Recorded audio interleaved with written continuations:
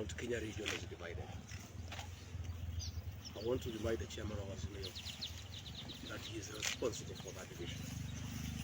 President Mwai Kibaki, on his exit from office, handed over to him a united region. We are one. In 10 years, he has caused division in the mountain by going against the wishes of the mountain people.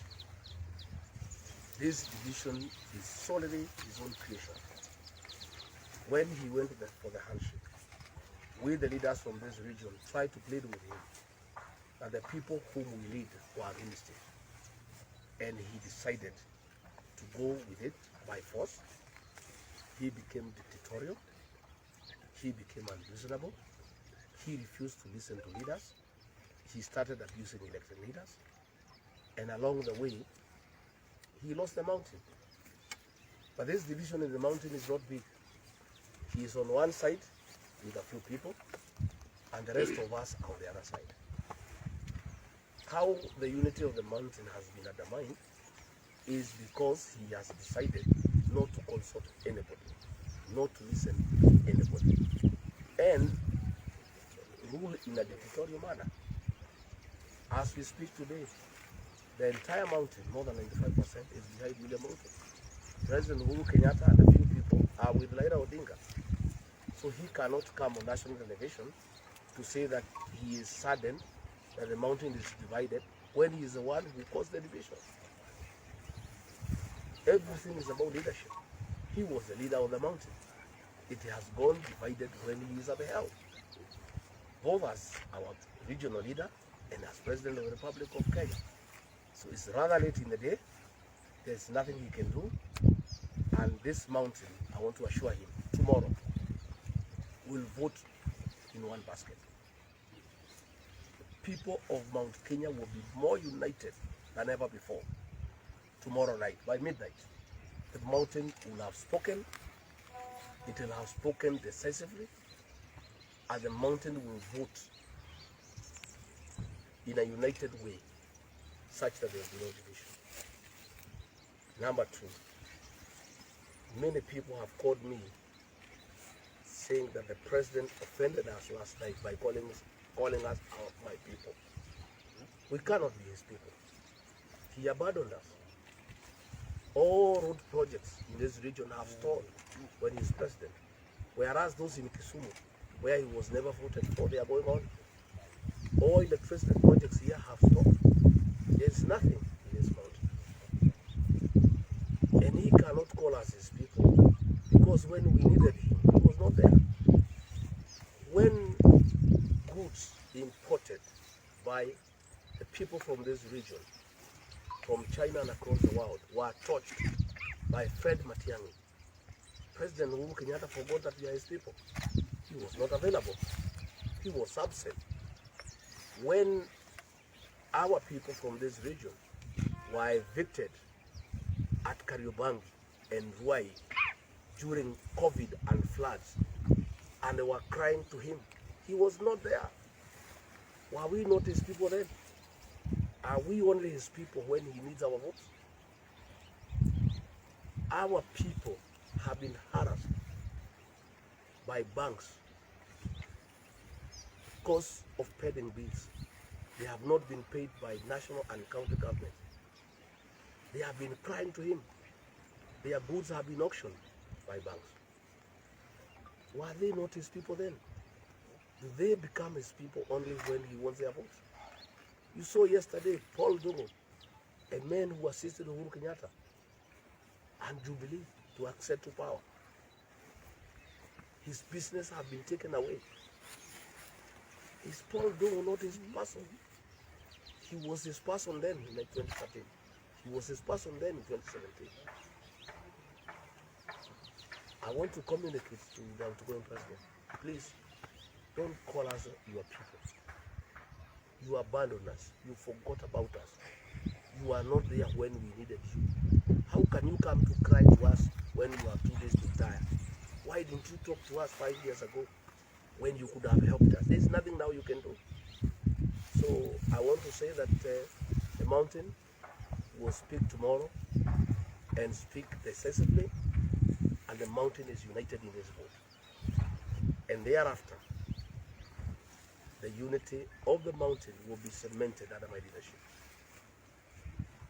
I'll be very, very, very accommodative. I'll reach out and I will listen to our people. And most important, it is my responsibility to restore the dignity of our people, to look after our coffee, our tea, our meal, our rice, our mogoka, our mera. It is my responsibility to follow up to make sure that those people with pending bills have been paid so that they can pay their debts and try to revive their businesses that have collapsed. I want to assure the people of the mountain that the plan we have is a good plan and it will work for them. And as their leader, I'll do whatever it takes. I'll go out of my way to make sure that we restore the wealth of our people and we restore the dignity of our people.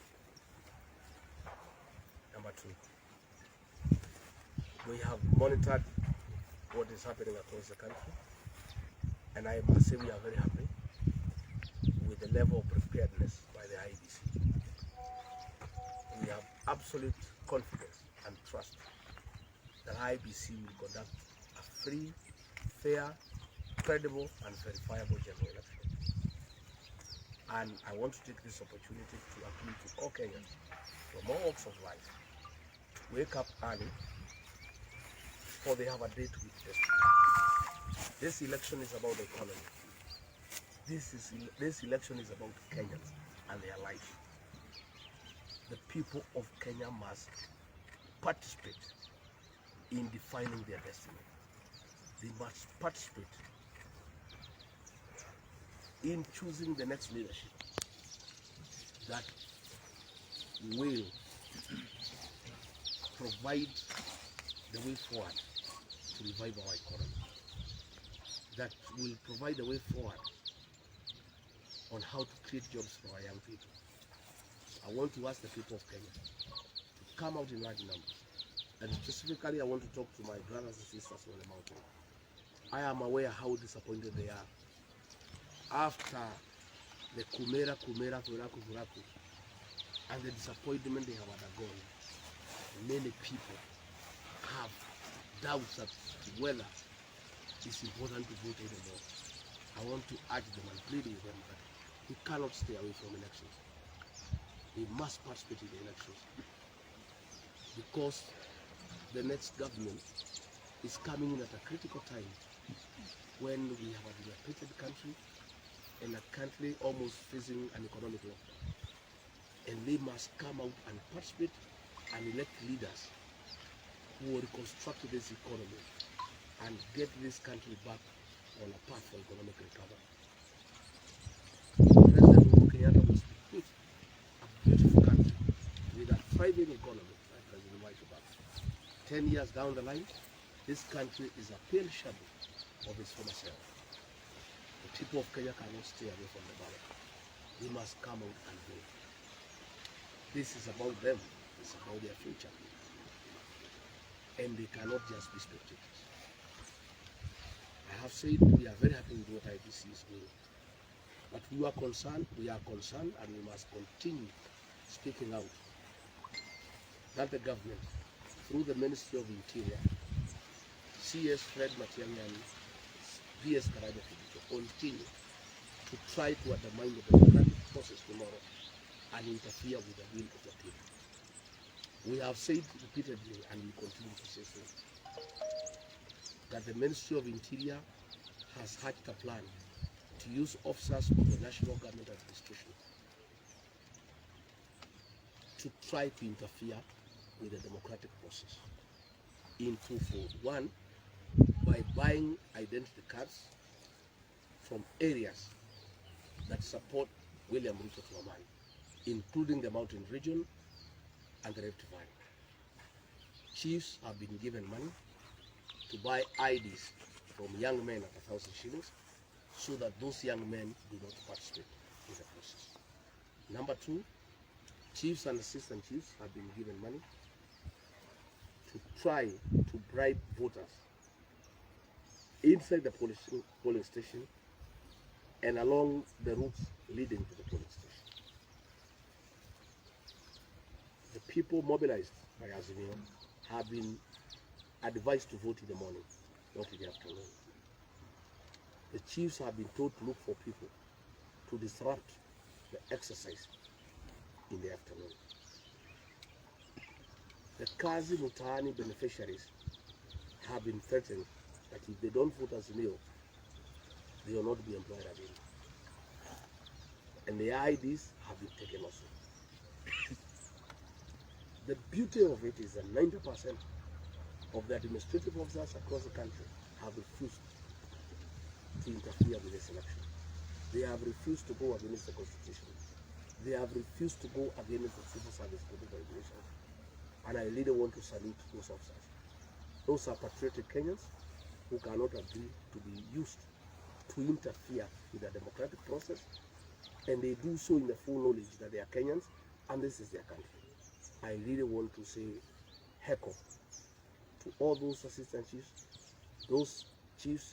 those assistant county commissioners, those deputy county commissioners who have refused to take part in this undemocratic and illegal action that is being hatched at also the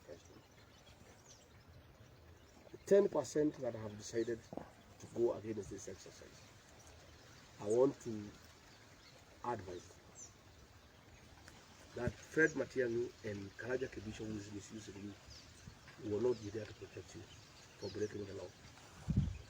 Fred Matiang'i and Karaja Kibisho will go home with President Uhuru Kenyatta. So please, you are young officers, you are officers who have a future. Don't undermine the rule of law. Don't go against the Constitution. Don't go against the civil service code of regulations.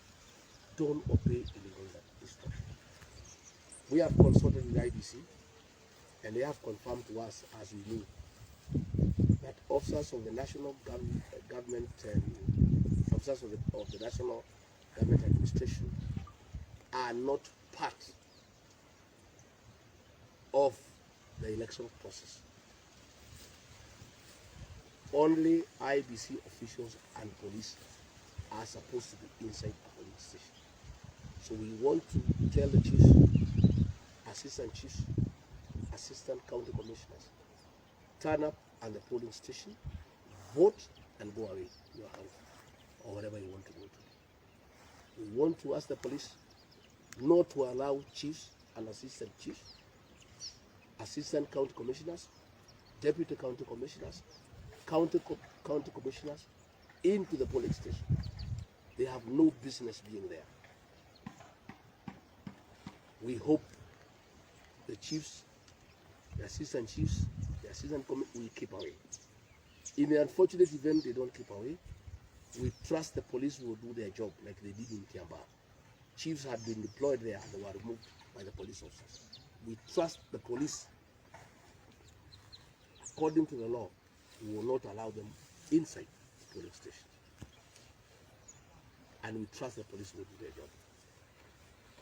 In the unfortunate and unlikely event that the police do not remove them from the polling stations and they insist, we are asking our supporters across the country to remove them because they have no business being there. The people of Kenya will not allow chiefs and assistant chiefs and the Ministry of Interior to undermine the democratic process and interfere with the will of the people. So I have made it very clear, we want to observe the law. We would want the officers of national government administration to keep off. That is the right thing to do. Vote and go home.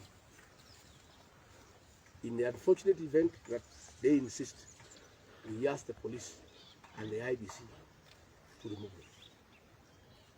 them. In the unfortunate event that they are not removed by the police and the IBC and they insist, we then must go to the people and ask our people to make sure that they are removed.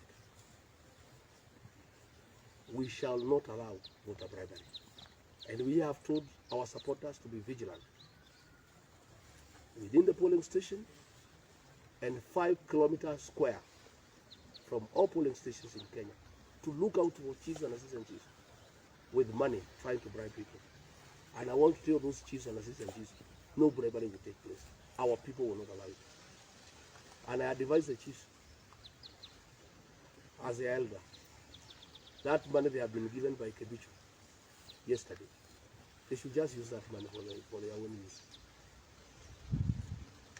That money has no receipt. Those are public funds. It's money meant for bribery.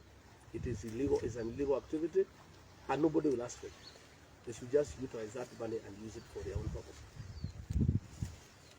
Because we know 2 billion shillings was yesterday released by the Office of the President from the confidential expenditure that is meant for security operations and given to the county commissioners to distribute to the deputy county commissioners to give chiefs and assistant chiefs for voter bribery.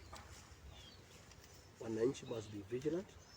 These are public funds, and Wananchi should not allow bribery to take place anywhere in the country, and more so within 5 kilometer radius of each and every polling station in Kenya.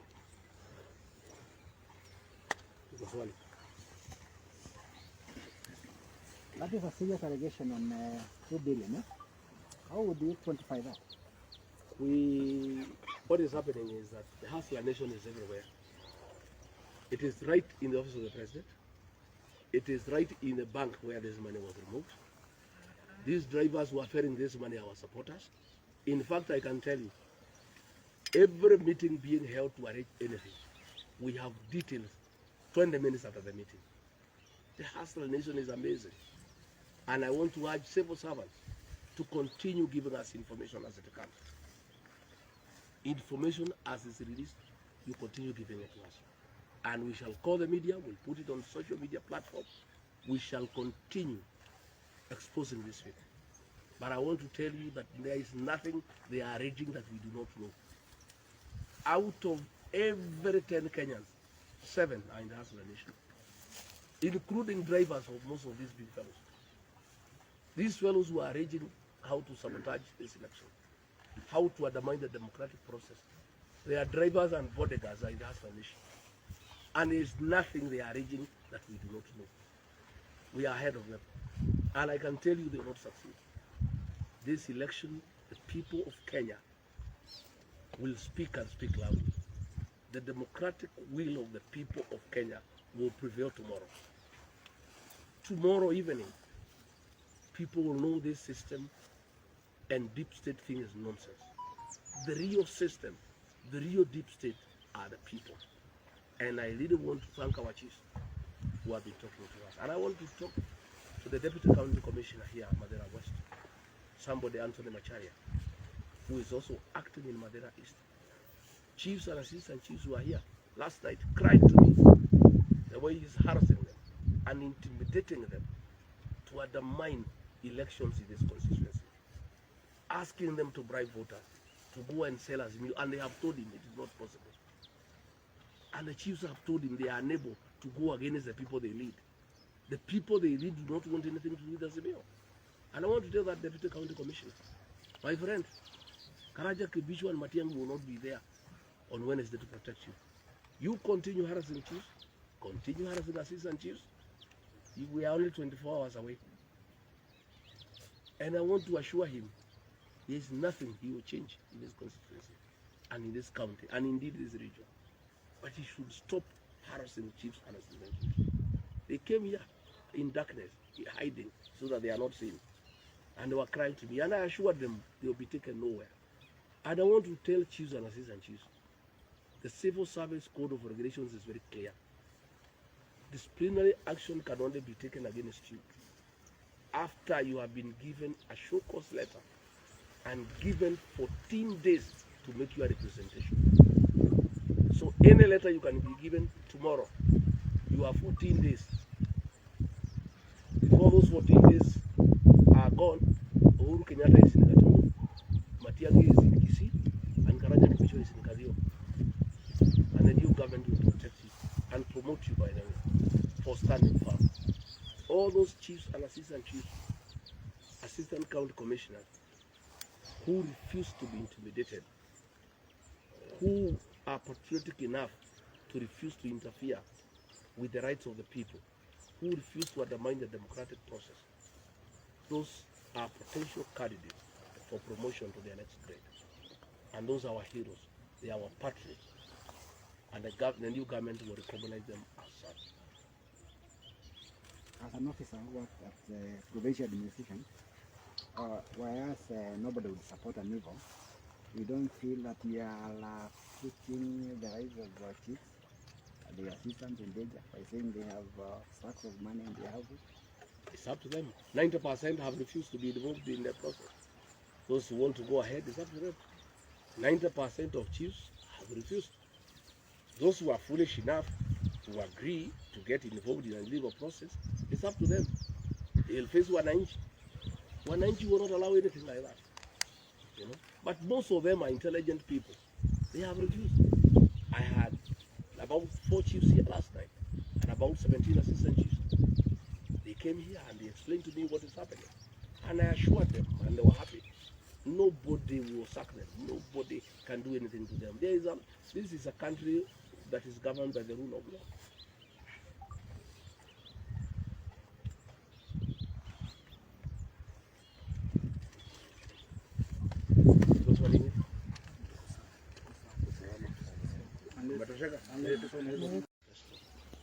A combination of a very, very exhaustive public participation process. We went out there and asked people what they want us to do for them. So we'll do what the people want. As to how I feel, we are busy right now monitoring the whole country, and so far so good. And I am confident we shall win this election. I have a 60 plus 1%. I'm confident. And you guys will tell me on Wednesday. The people of Kenya have decided nothing can change. I really pity my former boss and friend, President Uhuru Kenyatta. He's running all over, even opening development projects here 3 days before the government, hoping he can change anything. Calling Kikuyu stations, hoping he can change anything. It's too late. The people of this country want change, and our competitors do not represent change. They represent the status quo. Because the Azimio candidate has said that he will continue with the programs of Uhuru Kenyatta, and Uhuru Kenyatta will be his advisor. The people of Kenya are very unhappy with the leadership of President Uhuru Kenyatta. So when our competitor says he will continue with his programs and Uhuru Kenyatta will be his advisor, it has made our election very easy. In fact, the participation of Uhuru Kenyatta in this election is our strength. Because people have a problem with Uhuru Kenyatta more than they have with Raila Odinga. That is the truth. Because he has messed up this country. Mwai Kibaki left him a good country, a thriving economy. People had money. There was money in circulation. 10 years down the line, only 3 families have money. The Kenyatta, the Kenyatas, the Mois, and the Odinga. Nobody else has money. The railway line he was opening in Chaka is a family project. You know that. You may pretend you don't know, but you know that. It only carries fuel twice a week from Nairobi to Kikuyu that belongs to his family. It does not carry passengers. It does not transport cattle from Nanyuki. It does not transport wheat. That railway line that was built at a cost of 3.8 billion from the taxpayers' money serves the Kenyatta family. That's why people are unhappy. That is why they will come out tomorrow. In fact, my estimation is that voter turnout tomorrow will be higher than it was in 2017. Because the people of Kenya want change. They want to bring an end to state capture, conflict of interest. And they want to bring about an end to dictatorship and lack of respect for other leaders and for Kenyans in general. So, to those many remarks, I wish you well. Maybe here. In terms of projection as Kenya Kwanza at large, maybe what are you looking at in terms of projection voter turnout tomorrow? It will be better than 2017. At least in this region. I've been around, I came yesterday, and people are raring to go.